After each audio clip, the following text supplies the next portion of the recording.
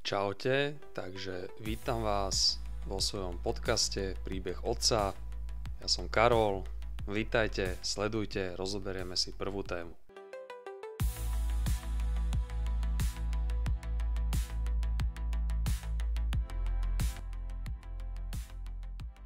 Takže ideme si rozobrať prvú tému a to je takéto úvodné nastavenie, alebo o čom som hovoril aj v predošlých tých reelskách alebo videách, takéto úvodné piliere, základné piliere proste pre taký normálny pohodový život, čo je dôležité pre zdravie, čo je dôležité pre takého normálne fungujúceho otca, ale aj ženy, pretože týka sa to aj žien v dnešnej dobe a sám na sebe mám strašne veľa vyskúšaného, proste byť vrcholovým športovcom, potom výkonnostným, sklbiť to s otcovskou rolou, pracovnou otcovskou rolou, takže viem o tom rozprávať aj zo skúseností, myslím si, že dosť veľa som aj načítal, aj som prešiel si v minulosti množstvom kurzov, takže viem o tom rozprávať. Čo sa týka teda takého úvodného nastavenia, tak ja som už spomínal nejaké piliere, ktoré sú dôležité pre zdravie otca alebo muža, pretože stále tvrdím to, že keď otec alebo muž alebo žena, matka, budem spomínať aj ženy, lebo týka sa to proste aj žien, nie sú zdravé a necítia sa dobre, tak nemôžu byť dobrými matkami a otcami pre svoje rodiny. A to je to dôležité, čo by som chcel, aby si ľudia pamätali. Pretože hovorím, pokiaľ je otec chorý, tak samozrejme nebude energickým, dobrým, pozitívnym tatkom pre svoje deti, hej, alebo pre svoju rodinu, pre svoje okolie. Proste jednotlivec musí byť proste pozitívne zdravo nastavený. A na to, aby bol zdravo nastavený, tak musí spĺňať určité, alebo sú tam také tie základné piliere, ktoré mu môžu pomôcť k tomu, aby sa tak cítil, alebo aby to tak bolo. Takže základným pilierom, ktorý by som teda rád rozobral, som už hovoril aj v predošlom takom krátkom videu, je pohybová aktivita. Pohybová aktivita je absolútne alfou aj omegou pri všetkých činnostiach, pri každom. Je to pre život úplným základom, proste sa hýbať. My sme boli vyvinutí na to, aby sme sa hýbali. Najzákladnejší, najprirodzenejší pohyb je samozrejme fyzická práca, chôdza, proste základné veci. Spomeniem tu napríklad Modré zóny. Ja som tú knihu prečítal, videl som aj dokument na Netflixe a zobral som si z toho množstvo, prakticky mi potvrdilo to, čo som už videl ako dieťa, ktoré vyrastalo na dedine u svojich starých rodičov, že ten základný pohyb, ako je okopávanie vinohradu alebo kopanie nejakej jamy pre stavebný účel, malovanie alebo brúsenie alebo rúbanie dreva alebo čokoľvek dôležité pre život, je pohyb. A to ľudia dneska zabúdajú. Proste dneska prežívame pandémiu sedavého spôsobu života. Takže dôležité je si ten pohyb pripomínať, lebo my sme neboli vyvinutí na to, aby sme sedeli takto na takejto pohodlnej sedačke, ako teraz sedím ja. A je hrozne dôležité, aby sme sa proste fyzicky a metabolicky hýbali.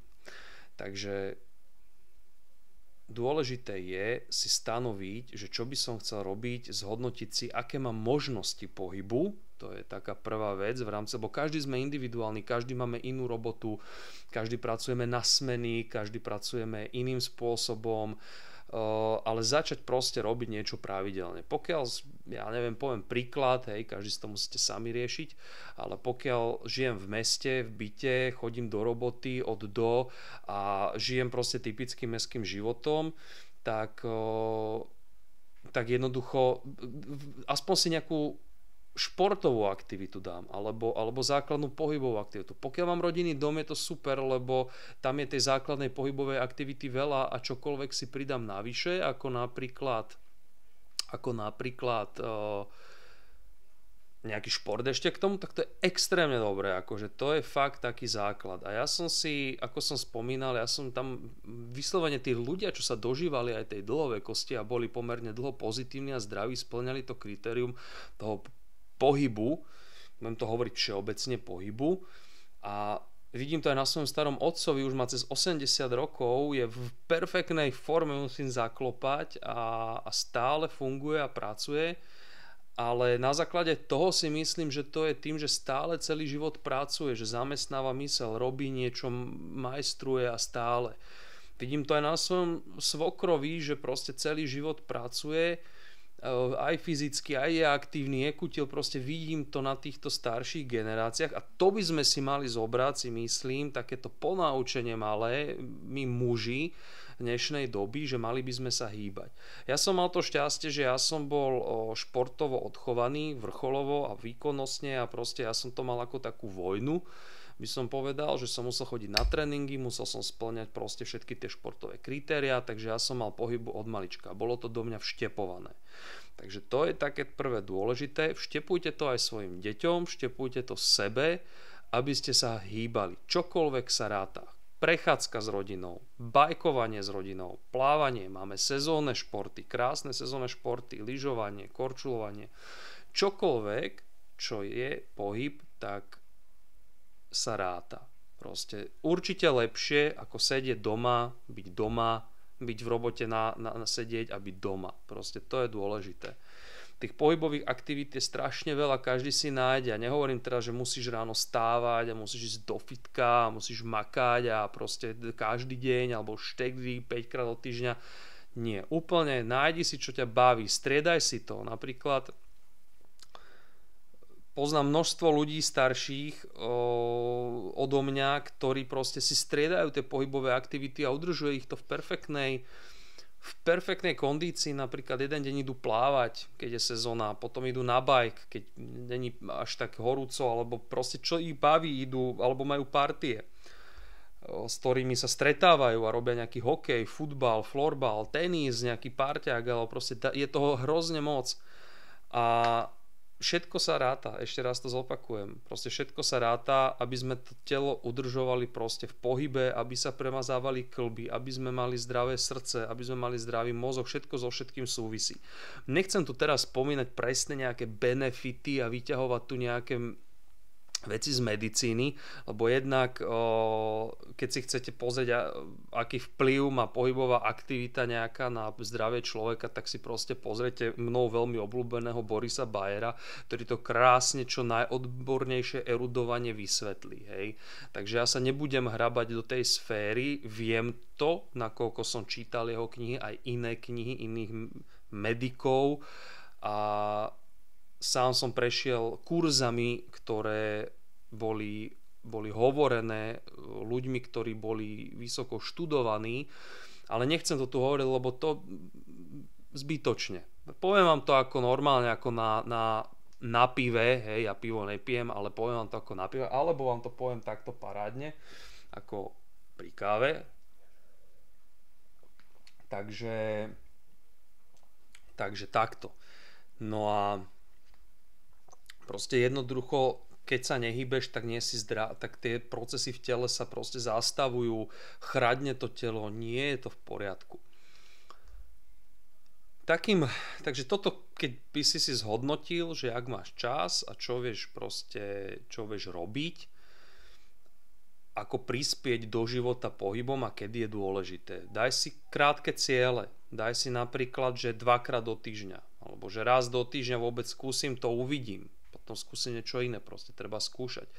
Vynikajúcim typom pre tiež lenivejších ľudí je zúčastniť sa niečoho pohybového, čo je v skupine. To znamená skupinové cvičenia, vybrať si parťaka, že aby ste sa viacerí ťahali, pretože vtedy si myslím, že to je aj trošku také psychologické, že sa ťaháte.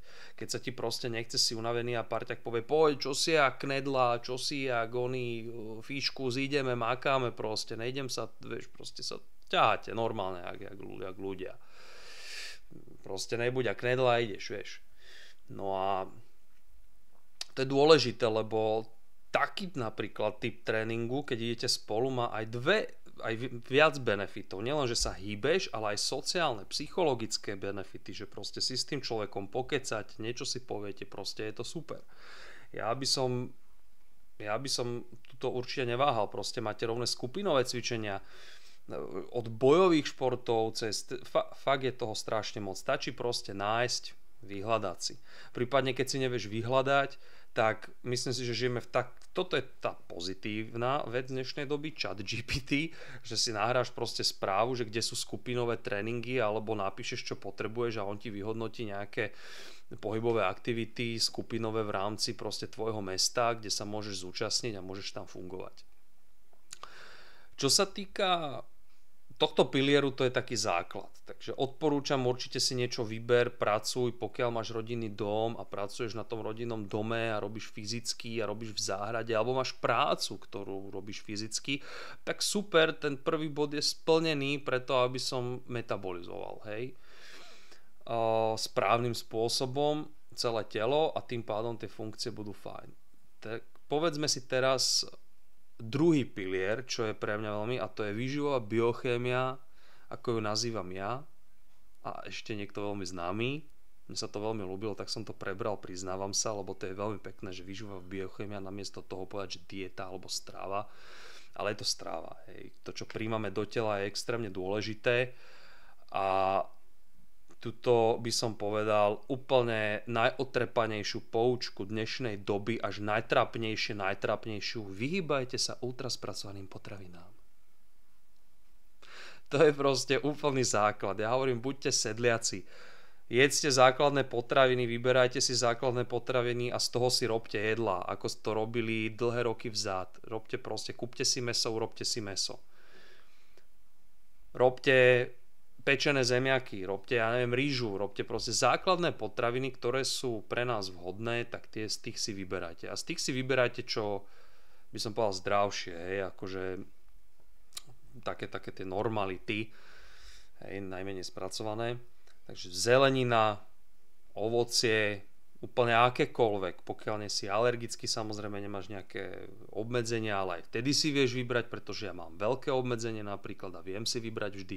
Proste tých jedál je milión, potravín je milión základných a vieš to nakombinovať a stále to hovorím dookola. Je to len o tom, ako sme nastavení v hlave a spohodlnelí, pretože dá sa úplne v pohode sa vystravovať veľmi príjemne, veľmi zdravo a uvidíte, že keď tá strava začne byť normálnejšia plus tá pohybová aktivita, tak začnete sa cítiť lepšie. Ono to netrvá zo dňa na deň, musíte tomu dať pár dní, musíte tomu dať aspoň ten týždeň, vyskúšajte si to na týždeň, každý si to vyskúšajte na týždeň, že budem teraz niečo robiť, pohybovo sa hýbať, kľudne si to zapisuje alebo do mobilu si daj rýchlu poznámku alebo fyzicky do kalendára pondelok. Dneska som maloval a bol som na prechádzke. Dneska som mal tréning 60 minút, dneska som bol na bajku. Stravoval som sa OK, zmenil som toto. Hej. Tak to je, myslím si, že to je hrozne dôležité. Toto je taký základ. Potom už keď budete v tom orientovanejší, tak sa môžeme hrať už s tou stravou detailnejšie. Môžeme si začať trošku počítať kalórie, môžeme už pozrieť makroživiny, aké som prijal, čo by som doplnil, čoho mám málo. Už sa viete z toho hrať. A ono to ide strašne rýchlo.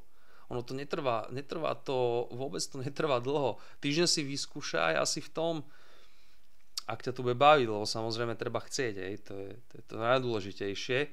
Ale myslím si, že bežného človeka to bude baviť, že si povie, takéto svoje vlastné víťazstvo si urobí alebo si potvrdí, že dal som to proste, mal som namiesto na obed z menučka na smotanie niečo alebo vypražené som si dal rýžu so zeleninou a s troškou čistého mäsa, iba opečeného, hej, napríklad.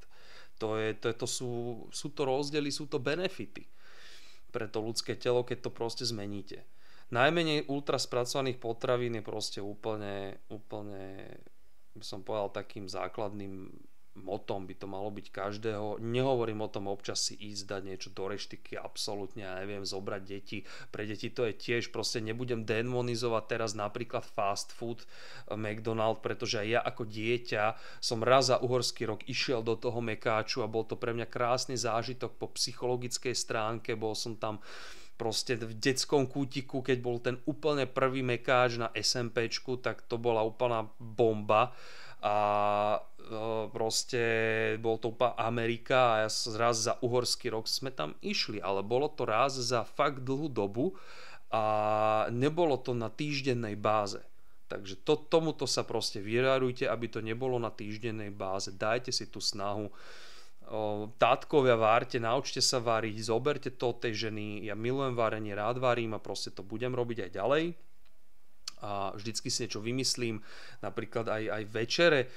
Moja manželka je úžasná žena a ona je vychovaná 80 90 rokmi, takže ona tú stravu má proste úplne typicky takú základnú, ale snažil som sa jej ukázať, že sa dá napríklad na večeru, poviem úplne príklad, random príklad, že proste na večeru dostane nejaký kvalitný kus celozrnného pečiva, ktoré obsahuje množstvo vlákniny, 100% rážne pečivo, kváskové napríklad, akékoľvek sa, alebo nejaké suché kváskové niečo a k tomu dostane proste kopec čistej zeleniny, kopec ovocia, aby mala aj, hej, a trošku k tomu dám napríklad nejaký kvalitný sír, kotíč a máte tak farebný, krásny tanier, že dá sa to skombinovať. To je všetko iba o tom, ako človek chce, takže sa to skombinovať dá. Čo sa týka tejto stravy, tak hovorím, je to o každom z nás, ale vyskúšajte to. Fakt to vyskúšajte, je to prospešné pre všetkých, pokiaľ máte manželku, alebo naopak, pokiaľ máte manžela, že je taký lenivší, tak poďte s ním, nejak ho namotivujte, môžete ísť spolu do toho, vyskúšajte, skúšajte. Život je o tom, aby sme skúšali proste veci a aby sme si z nich urobili vlastný názor. Nemôžem povedať, že to je blbosť, to je nechutné, lebo to niekde povedali, že je zdravé. Humus je hnusný, nebudem jesť humus na tierku z tycerov. Tak ju nejedz. Čo ti kážem ja ju jesť, alebo niekto ti ju káže jesť, nie, ale máš miliardu ďalších alternatív, ktoré ti budú chutiť a ani o nich nevieš, lebo si ich neskúsil, ani si nehľadal, alebo čo. Proste hľadaj si to a rieš si to. A budeš, už keď splníš pilier pohybu a splníš pilier stravovací, tak budeš absolútne v pohode už s tým už budeš mať tak silný základ, že to je fajn. Hej. Hovorím, tých variant je veľa, vyber si. Napríklad potom, keď už budeš trošku zdatnejší v tej strave, môžeš si vybrať a vyskúšať už aj iné, napríklad sú stravovacie štýly, nechcem tu jednotlivé rozoberať, či nejaké vegánstvo, vegetariánstvo, veľmi nadnesená, ultra, neviem, carnivore strava, o tej by som vedel hovoriť veľmi veľa, o nízkosacharidovej strave a carnivore strave, lebo som si prešiel 6 rokmi tejto stravy a sorry, ale po 6 rokoch to malo na mňa absolútne, že aspoň na mňa, nehovorím teraz všetci, niekto s tým môže byť úplne happy, nebudem sa starať do iných, ale pre mňa samého tá strava ma zničila tak, že som skončil na nefrológii, hej. Plus samozrejme tam boli aj iné vplyvy, ale ten pretlak tých množstva bielkovín a živočíšnych mi proste telo po 6 rokoch začalo štrajkovať a ja som vedel, že to je z toho, ako náhle som zmenil stravu. Prakticky ja som nezmenil režim v ničom, len som zmenil stravu. Športový režim som držal aj ďalej, aj celkový a zmenili sa mi extrémne proste hodnoty tela, krvné testy, proste bolo to úplne iné. Prejdem k ďalšiemu teda pilieru a ďalší pilier je psychika, nejaká nastavenie tej psychologickej časti, tá disciplína, sebadrezúra. Tak rozoberieme si toto. Je to veľmi široká téma. Psychológia bola u nás na Slovensku veľmi podceňovaným oborom, čo sa týka aj všeobecne. Inde v zahraničí toho bolo toho už oveľa viac. Tu by som chcel hneď na začiatku vyzdvihnúť knihu, ktorú mám tu vzadu. Je to Moderná psychológia od Denisy Moravčíkovej. Je to vynikajúca kniha pre úplného laika a krásne vysvetľuje všetky také psychologické také tie fakty do praxe a to je strašne fajn, že tomu pochopí úplne decko. Tá kniha je fakt dobre napísaná, čiže to je úplne super. Ja potom na záver videa poviem nejaké knihy, ktoré odporúčam, keď raz čítaš, tak môžeš si to zobrať z toho, určite budeš rád takto mať v repertoári nejakú knihu doma, ktorú si občas chytíš, prečítaš, ak teda čítaš, nebudem tu teraz ťa nútiť čítať, keď nečítaš, ale proste tam taký typ. No a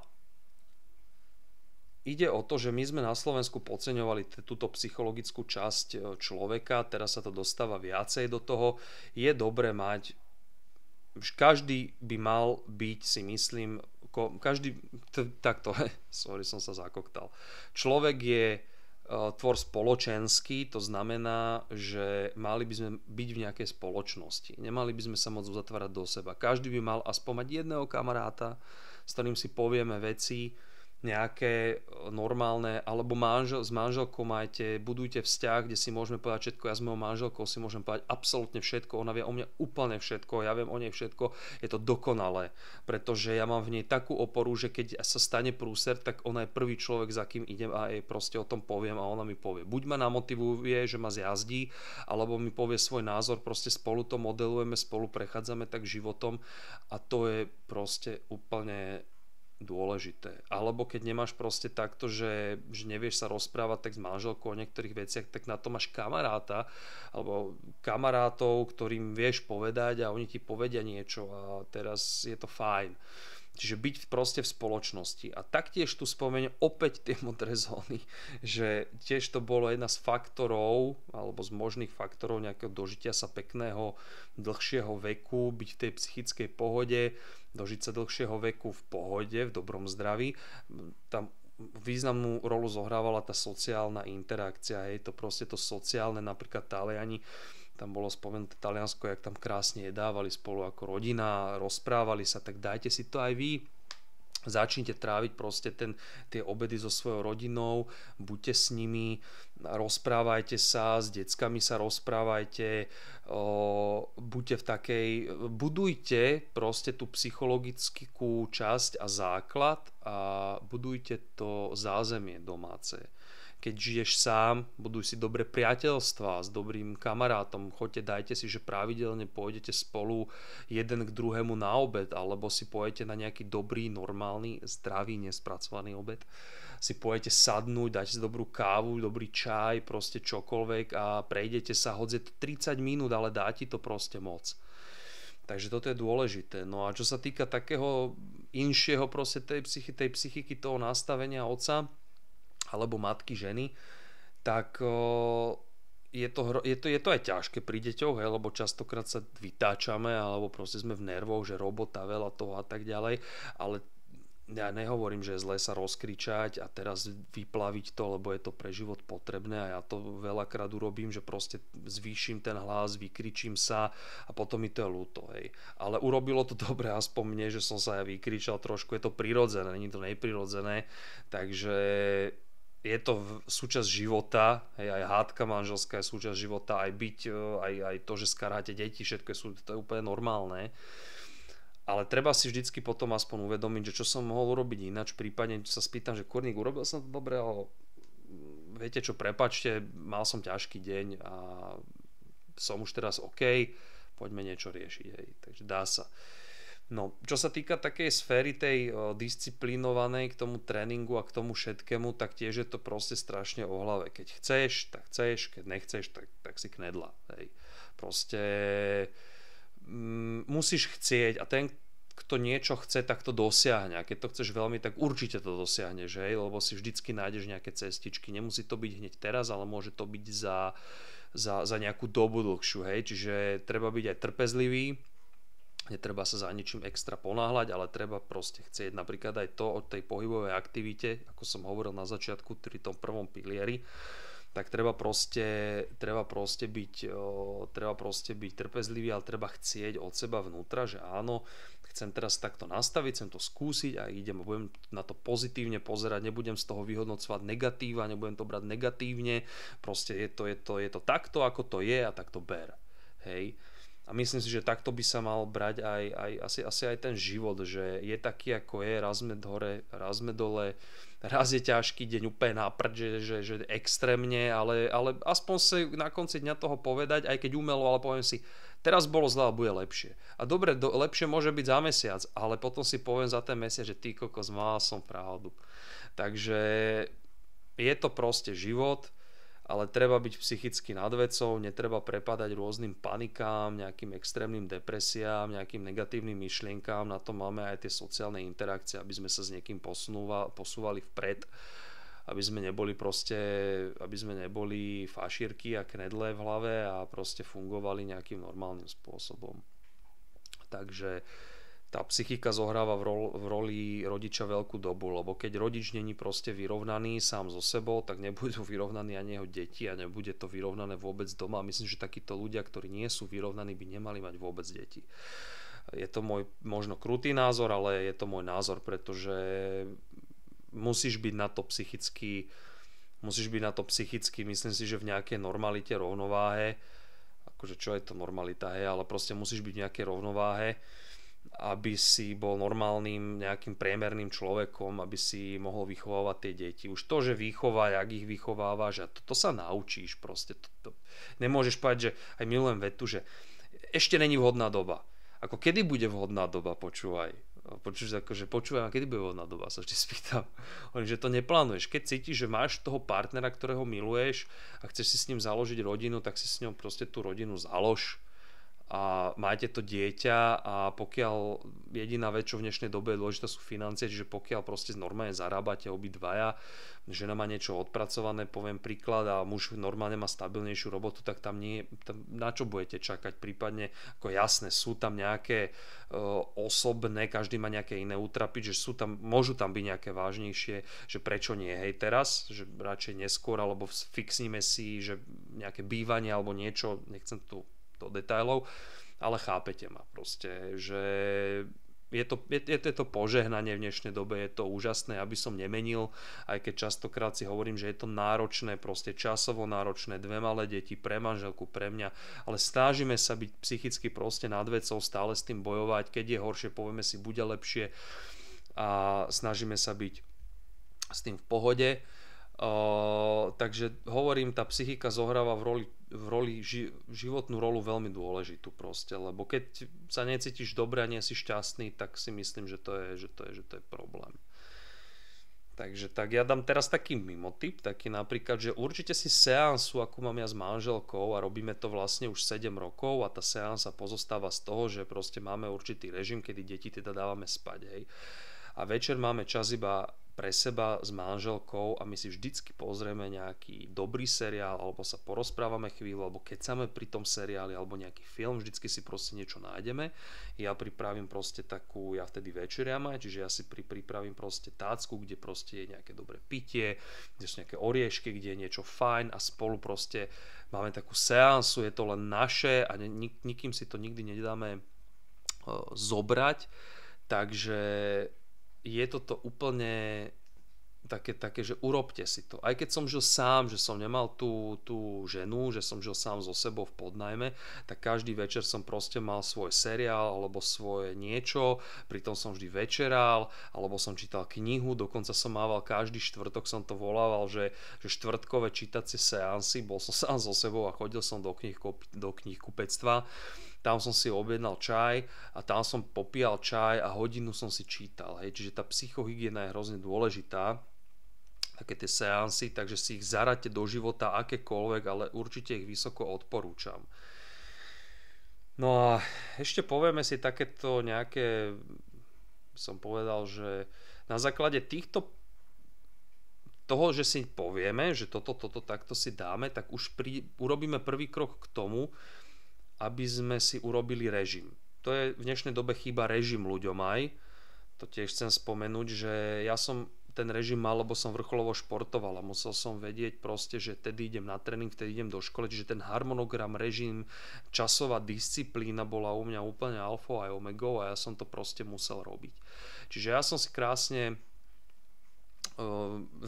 proste som vedel, čo robím. Hej. Nemal som voľnosti, že teraz sa mi nechce a teraz proste som mal ten režim. A toto je dôležité, aby každý človek, čo ja odporúčam, alebo čo najviac ľudí proste, alebo keď si normálny a sleduješ tento podcast, tak si urob proste režim a naplánuj si aspoň v hlave, že dobre, teraz som v robote, potom idem nakúpiť, teraz urobím toto, prechádzka s obsom alebo čo, proste čokoľvek takéto si už povedať vopred ráno, tak už je plán, už je to niečo, čo je nejaký harmonogram. A jasné, že nedá sa dodržať niekedy 100%, ale myslím si, že ťa to posunie ďalej, že budeš mať ten harmonogram, nebudeš mať čas vymýšľať blbosti, nebudeš mať čas vymýšľať, máš proste súvislý program na ten deň, že robte si takéto harmonogramové dni, začnite jeden, si urobím, potom dobre, ok, tak nebudem teraz premýšľať čo a ako kde.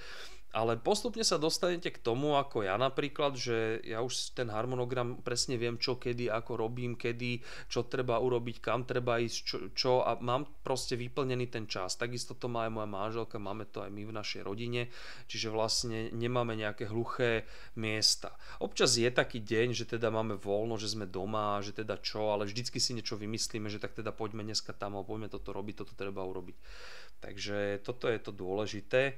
Viac o tomto pilieri psychologickom nechcem moc rozprávať, nejakom tom športovom drille ráno ideš, musíš byť motivovaný proste.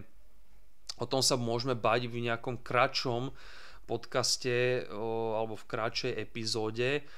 Teraz som to chcel zobrať túto epizódu úplne všeobecne, hlavne aby ste ma videli alebo aby ste ma počuli, aby ste vedeli prípadne ešte o čom bude ten podcast, nebude teda len o nejakom športe, lebo pridávam dosť o športe alebo o fyzickej aktivite. Pridávam to preto, lebo je to pre mňa dôležité, alebo považujem to za dôležité, tú pohybovú aktivitu, ten pohybový pilier, ale bude to aj o deťoch, bude to o manželstve, bude to o napríklad veľmi dobrá téma, ktorú chystám teraz, jednu z tém, neviem, či ju natočím hneď alebo neskôr, ale s manželkou sme sa bavili, že by sme veľmi radi rozobrali také porovnanie výchovu detí a vlastne také fungovanie v rodine alebo v rámci rodiny byť vychovaný alebo v tej dobe 80-90 lomeno 2000 a teraz v roku 2015 a 2020-2025, že aké sú tam proste strašné rozdiely, aké sú tam niekedy predsudky, proste to porovnať, že čo bolo zle vtedy, čo je zle teraz, čo je dobré, čo bolo dobré a čo by sme si mali hlavne zobrať z každého, aby sme vytvorili nejaký ten priesmyk, hej, aby sme boli v nejakej normalite a zobrali si z každého to najlepšie a žili čo najlepší život. Takže tak. No a ešte by som chcel rozobrať teda posledný pilier, to je 4. pilier, to sú vlastne doplnky výživy, nejaké akože 4. pilier nejakého zdravia toho človeka a zdravia tej rodiny. To sú také veci, také drobnosti ako drobnosti. To som úplne hlúposť povedal. Drobnosti, tam som zaradil do 4. pilieru, ja som si robil poznámky totiž a ja som tam zaradil, že spánok, lebo ten je veľmi dôležitý, takže ten by som povedal, že je rovnako dôležitý ako ten pohyb a ako tá strava a psychika, ale ten spánok je proste strašne ťažký, pokiaľ ste rodičom, pretože je jasné, že keď máte malé deti alebo malé dieťa, tak ten spánok nie je 100% a je to najťažšie obdobie regenerácie človeka. A myslím, že to spomenul to aj Boris Kobaer, že fakt je to najnáročnejšie obdobie vtedy, keď ten metabolický proces proste je úplne zhoršený, ako u muža, tak u ženy, keď musíte vstávať niekoľkokrát v noci. Ale proste keď už sa to dá, tak každému odporúčam spať, proste, lebo je to dôležité. My s manželkou sme chronicky nedospatí už roky a stále sme nejako fungujeme, ale proste vieme, že keď sa stalo, že sme mohli spať, tak to bolo pre nás zrazu neprirodzené, že my môžeme spať 6 hodín, aspoň 7 hodín v kuse a ja som napríklad aj tak sa zobudil 2-krát v noci, že som bol taký, že bolo mi to divné, hej. Ale zase potom ráno som sa cítil aj tak psychicky úplne, že inde oproti bežnému dňu, takže spánok, to nebudeme tu rozoberať viac, ale hovorím, spánok je dôležitý, treba spať proste Treba spať vlastne v dobrom čase, to znamená neísť spať veľmi neskoro, neponocovať, ísť spať radšej v nejakom normálnom čase, dať si ten návyk a uvidíte, že sa vám polepší a budete sa cítiť lepšie. Ďalším takým do tohto pilieru, tam som zhrnul, že nejaké doplnky výživy alebo čo, taká nejaká externá podpora k tej výžive a k tomu všetkému môže byť, sú veľmi aj štúdiami podložené doplnky výživy, ktoré môžu pomáhať a pomáhajú, sú vedecky overené, napríklad magnézium, omega-3, vitamín D, ktorého máme nedostatok a stále to počúvame, stále to vidíme. Ja vám poviem takto, pokiaľ chcete vedieť, na čom ste, a máte všetkých 5 pokope a nebojíte sa ihiel, choďte si dať urobiť kompletné krvné testy, následne si to skonzultujte so svojím lekárom alebo s niekým, kto sa v tom naozaj biochemicky vyzná a ten vám hneď povie, že či trpíte nedostatkom vitamínov alebo minerálov alebo čo by ste mohli robiť preto, aby ste mohli podporiť túto stránku veci. Mne s týmto veľmi pomohol vtedy aj môj nefrológ, nehovorím teraz, že má ísť nefrológovi, ale pomohol mi proste s tým lekár, že ma tak nejak normálne športovo zdravo dokázal lepšie nastaviť, ako som sa nastavoval roky sám, lebo predsa bez toho podkladu tých krvných výsledkov sme to nevedeli proste nastaviť. Ja som mohol iba tápať, vedieť, akože nerobil som to povedzme, že úplne zle, ale toto máte najpresnejšie. Takže myslím si, že toto je fajn. No a do tohto štvrtého môžeme rozobrať potom samozrejme tento štvrtý pilier viacej, čo sa týka doplnkov výživy. Keď vás niečo zaujíma, kľudne mi hoďte do komentára, že čo by ste chceli rozobrať viac, aký pilier a ja si nájdem ten čas a natočím to. Takže pre také zhrnutie, ja sa napiem, pre také zhrnutie teda sme mali pilier pohybu, pilier tej výživy, alebo teda výživovej biochémie. Mali sme pilier psychológie a pilier, kde sme si dali hlavne teda spánok a tie ostatné nejaké veci, doplnky výživy, ktoré by mohli pomôcť k tomu byť šťastnejší, byť lepší, byť energickejší, byť proste čo najnormálnejší a najfunkčnejší človek pre svoju rodinu, pre seba, pre svoje okolie a hlavne teda pre seba. Takže myslím si, že toto sú také dôležité aspekty, dôležité piliere. No a myslím si, že to stačilo takto si povedať, aspoň budete vedieť, posúdite, že či sa ma dá počúvať, či sa ma dá pozerať. Budem veľmi rád, keď dáte odber, keď ma podporíte v mojej tvorbe. Zatiaľ, čo sa týka všeobecne podcastu, tak našiel som si takýto kutík doma, ktorý som si pekne osvetlil. A na nejaké veci som si pokúpil, aby to malo formu, aby to nebolo úplná sedlačina, takže takýmto spôsobom by som to chcel robiť, takouto pohodovou, pohodičkovou formou a samozrejme budem pridávať nejaké krátke videá, tipy, triky, aj niečo z výživy, niečo z výchovy, nejaké tipy na výlety s deťmi napríklad, proste čokoľvek.